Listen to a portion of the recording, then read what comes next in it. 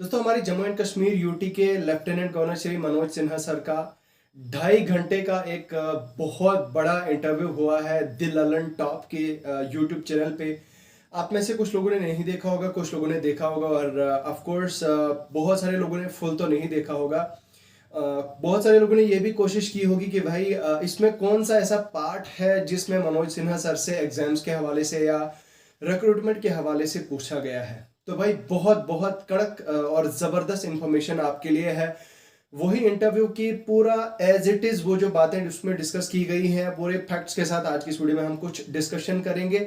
आपके लिए वीडियो काफ़ी ज़्यादा इंपॉर्टेंट रहने वाला है। देखिए हमारा काम ये रहता है कि भाई मोबाइल पे स्क्रीन रिकॉर्डिंग कर ली और आपको इन शॉर्ट बता दी चीज़ें, लेकिन यहाँ पे आपके साथ फेस टू फेस रूबरू होने का एक ही मकसद है कि भाई कुछ फैक्ट्स के साथ आज आपके सामने आए हैं। ऐसा नहीं है कि हम बाकी दिनों में फैक्ट्स के साथ नहीं आते हैं, बट बेहतर लगा, अच्छा लगा कि हम कुछ फैक्ट्स के साथ आपके साथ डिस्कशन करें। बहुत इंपॉर्टेंट इन्फॉर्मेशन है। तो वीडियो में आगे डिस्कशन बढ़ाने से पहले मैं आपसे रिक्वेस्ट करना चाहूँगा कि अगर आप इस यूट्यूब चैनल पर पहली बार आए तो चैनल को एक बार सब्सक्राइब कर दें। सब्सक्राइब करने के साथ साथ बेल आइकन को दबाएं ताकि आपको मेरी तरफ से सारे नोटिफिकेशन मिलते रहें और आगे जो आने वाले एग्जाम्स हैं उन सब के हवाले से अप टू डेट आपको इन्फॉर्मेशन मिले और आपको स्टडी मटेरियल भी मिले। ठीक है, तो इसके साथ में आप हमारे टेलीग्राम चैनल को ज्वाइन कर सकते हैं। बहुत सारे लोगों ने हमारे टेलीग्राम चैनल को ज्वाइन कर लिया है, तो आप हमारा टेलीग्राम ज्वाइन अभी के अभी ज्वाइन करें। बाकी हमारे टेलीग्राम चैनल का लिंक आपको वीडियो के डिस्क्रिप्शन में मिल जाएगा। तो चलिए आज का ये जो मुद्दा है हमारा उसको लेकर डिस्कशन करते हैं और बात करते हैं। देखिए ये जो द ललन टॉप के जो चीफ एडिटर हैं सर, उन्होंने इंटरव्यू किया हमारे ऑनरेबल लेफ्टिनेंट गवर्नर सर के। उनका नाम उस वीडियो का नाम है, उस एपिसोड का नाम ही है आर्टिकल 370 एब्रोगेट होने के बाद का अभी तक का सबसे बड़ा इंटरव्यू। ठीक है, तो अब ऑब्वियस सी बात है उन्होंने बहुत सारे मनोज सिन्हा सर, मैंने खुद वो एपिसोड देखा और honourable lieutenant governor Shri Manoj Sinha sir के बैकग्राउंड के बारे में भी उसमें बताया गया, उन्हें पूछा गया और सर ने ये बताया कि भाई मैंने बीटेक किया, बीटेक के बाद मेरी उस टाइम पे कुछ ऐसी स्थिति थी। खैर उन चीज़ों में हम नहीं जाएंगे, लेकिन जहाँ तक बात है एग्ज़ाम के हवाले से पूछा गया कि भाई ये जो आपका जो रिक्रूटमेंट प्रोसेस था JKSSB का, JKPSI का, तो JKPSI का के रिक्रूटमेंट प्रोसेस में ऐसा क्या मसला हुआ, क्या ऐसी चीज़ें हुई वो आपको स्क्रैप करना पड़ा। तो फिर उन्होंने बहरहाल वो सारी चीज़ें डिस्कस करी कि भाई हमें कुछ इरेगुलरिटीज़, हमें लगा कि भाई शायद इरेगुलरिटीज़ हो सकती हैं, तो भाई उस पर हमने पूरा जांच बैठाई और उन्होंने इस चीज़ को मैं रेस्पेक्ट देता हूँ। हालांकि बाकी ओवरऑल तो मैं बहुत दिल से रेस्पेक्ट देता हूँ honourable lieutenant governor Shri Manoj Sinha sir को। तो मनोज सिन्हा सर ने अभी तक जो एक्शंस लिए वो बहुत अच्छे लिए, बहुत अच्छा काम किया। लेकिन एक चीज़ ये कहीं ना कहीं ये बात फैक्ट है कि भाई जो एग्जामिनेशन का डिले हुआ वो ये चीज, मतलब वो एक चीज़ हुई है। ठीक है, अब उसी को क्लेरिफाई करते हुए उन्होंने कहा कि भाई हमें लगा कि भाई कुछ मतलब कुछ गड़बड़ है, तो भाई गड़बड़ हमें लगा। उसके बाद हमने देखा, पाया गया कि भाई उसमें बहुत बड़ा स्कैम हुआ था। उन लोगों को कुछ लोगों पे FIR लग गई है, कुछ लोग बिहाइंड द बार्स हैं। तो बहुत सारे ऐसे लोगों का ये कहना है कि वो सारे लोग, उनको वो जेल नहीं है, वो आवारा फिर रहे हैं, आवारा घूम रहे हैं, उनका कोई उनकी जेल शेल नहीं हुई है, उन पे कोई केस वेस नहीं चल रहा है। तो अब उसके जवाब में भी लेफ्टिनेंट गवर्नर सर ने कहा कि भाई ऐसा कुछ भी नहीं है। ये ऐसे मतलब फॉल्स ऐसे नैरेटिव्स हैं, जो ऐसे झूठी खबरें फैलाई जा रही हैं कि भाई उन पे एक्शन नहीं हुआ है, उन पे FIR बाज़ाब्ता लगी हैं। उसके बाद उनसे ये भी पूछा गया कि भाई जो एपटेक का जो टेंडर है, एपटेक के टेंडर को लेके आप क्या कहते हैं और TCS का आपने क्यों नहीं किया, एपटेक का क्यों किया है। देखिए एपटेक के रिलेटेड उन्होंने कहा कि भाई देखिए असल में जो TCS का मसला है, TCS का क्या था कि TCS एक बच्चे का चार्ज 600 लेता था इंक्लूडिंग ऑल टैक्सेस। ठीक है, तो सारे टैक्स को मिला के एपटेक जो है वो माफ कीजिएगा TCS 600 पर स्टूडेंट चार्ज कर रहा था। तो वहीं पे जो एपटेक था वो 200 से 250 के, मतलब 150-200 के आसपास वो एक बच्चे का चार्ज करता था। तो एक ये रीज़न बताया गया कि भाई इस रीज़न पे एपटेक को टेंडरिंग दिया गया। बाकी उसके बाद उनसे ये भी पूछा गया कि भाई ये जो प्रोसेस था एग्ज़ाम का, इसको आपने रोका क्यों, ये मतलब रोकने का क्या रीज़न था।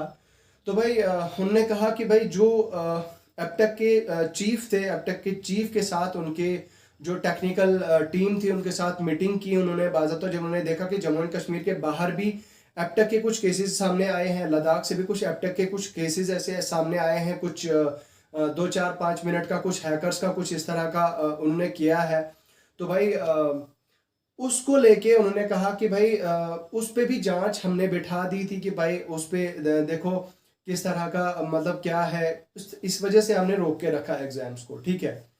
तो उसके अलावा उन्होंने ये भी कहा कि भाई जो जहाँ तक बात है नेक्स्ट एग्जाम्स की, तो ऑफकोर्स आप जानते हैं कि सितंबर में तो एप्टेक का टेंडर खत्म हो जाएगा, लेकिन उसके बाद क्या, अब उन्होंने तो सितंबर से ही अनाउंस कर दिया कि भाई वो एग्जाम कंडक्ट करेंगे। तो लेकिन उसके यहाँ पे जवाब में गवर्नर साहब ने कहा कि हमने फिर से मीटिंग की थी एप्टेक के चीफ के साथ, टीसीएस के चीफ के साथ उन्होंने दोबारा से मीटिंग की थी और उनसे कहा था कि आप जो हमारे पेंडिंग एग्जाम्स हैं उन सारे पेंडिंग एग्जाम्स को आप कराइए, आप उन सारे एग्जाम्स को करिए। तो उनने कहा कि भाई उन्हें वापस में कहा कि 600 से 6 मतलब पर वो बस वो चार्ज की बात कर रहे थे, भाई हम पर 600 पर स्टूडेंट चार्ज करेंगे। अब गवर्नर साहब ने ये कहा है कि भाई हमने हायर अथॉरिटीज़ को बात की है, उन्होंने मिनिस्ट्री ऑफ होम अफेयर्स में बात की है, तो वो इस चीज़ को गहराई से देखेंगे और वो उनसे बात करेंगे जिस तरह से 200-300 में वो गवर्नमेंट के वो टेंडरिंग करती है, गवर्नमेंट के उन एग्जाम्स को कंडक्ट करती है टीसीएस, उसी तरह से वो हमारे भी करे। तो इससे हमें कहीं ना कहीं इस बात का इशारा लगता है कि भाई अब जो एग्जाम होगा नेक्स्ट चांसेस ये हैं कि टीसीएस के जरिए से होंगे।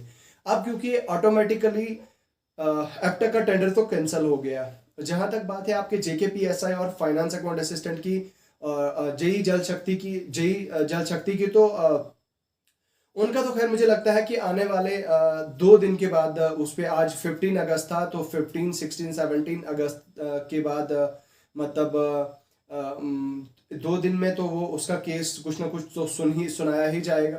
तो चांसेस मैक्सिमम यही है कि भाई कोर्ट में भी इसका डिसीजन दे दिया जाए, चाहे वो उन स्टूडेंट्स के पक्ष में जाए डिसीजन जिन्होंने केस किया है, चाहे फिर गवर्नमेंट के पक्ष में जाए, गवर्नमेंट सही है गलत है, और ये तो आने वाला वक्त ही बताएगा। खैर, लेकिन कहीं ना कहीं जो बाकी पेंडिंग एग्जाम्स है उसमें एक लॉन्ग लिस्ट है सारे एग्जाम्स की। एप्टेक का जो मतलब टेंडर दिया था, एप्टेक के टाइम पे जो उन्होंने कैलेंडर निकाला था उसमें सारी वो एग्जाम्स मेंशन किए थे, पंचायत सेक्रेटरी मेंशन किया था, उन्होंने फाइनेंस अकाउंट असिस्टेंट मेंशन किया था। आपको याद होगा कि मई के महीने में अप्रैल मई के महीने में एक प्रॉपर एग्जामिनेशन कैलेंडर निकाला गया था और प्रॉपर शेड्यूलिंग की गई थी फाइनेंस अकाउंट असिस्टेंट के एग्जाम की, लेकिन फिर उसके बाद उसे पोस्टपोन करके उसे कैंसिल कर दिया गया था, ठीक है।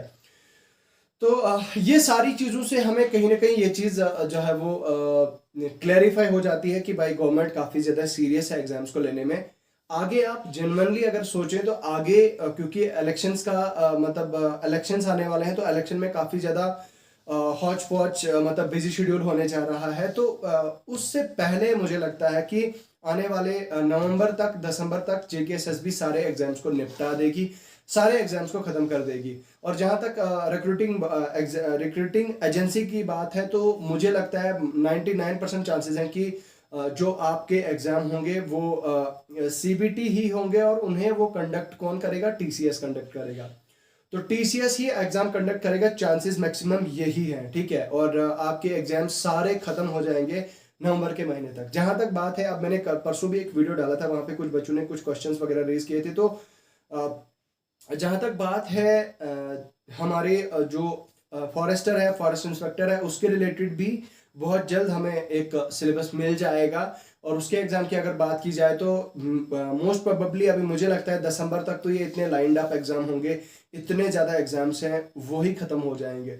उसके बाद फिर मुझे लगता है शायद मे बी फरवरी या मार्च तक आपका फॉरेस्ट इंस्पेक्टर या फॉरेस्टर का होगा। लेकिन अब गवर्नमेंट की डेडलाइन ये है कि भाई हम दिसंबर से पहले सारे एग्जाम्स खत्म करेंगे। तो पॉसिबिलिटी ये है कि दिसंबर से पहले उन सारे एग्जाम्स को निपटा दिया जाएगा, उन सारे एग्जाम्स को खत्म कर दिया जाएगा, उस सारे एग्जाम्स हो जाएंगे। अब आपको और हमें क्या काम करने की जरूरत है, हमें थोड़ा सा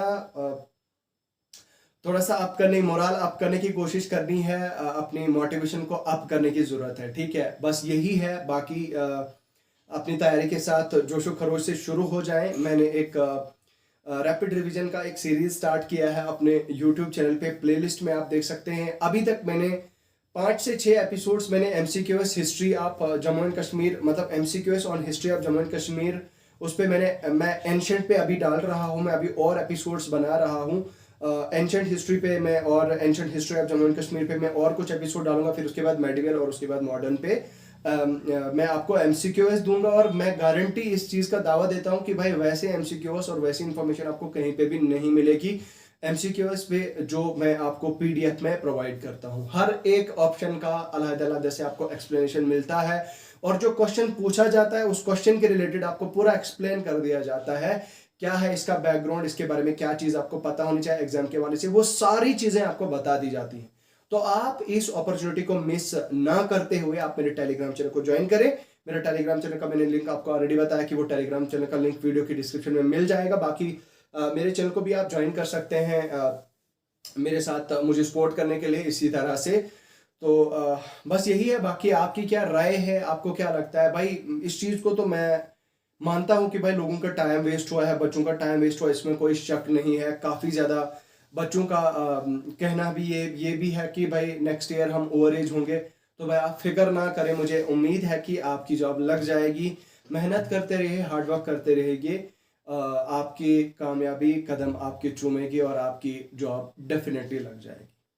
तो चलिए आज का ये वीडियो यहीं पे ख़त्म करते हैं। बाकी आपकी क्या राय है, आपकी क्या सजेशंस हैं, कमेंट सेक्शन में लिखना ना भूलें। मुझे दीजिए अभी के लिए इजाज़त। खुदा हाफिज़।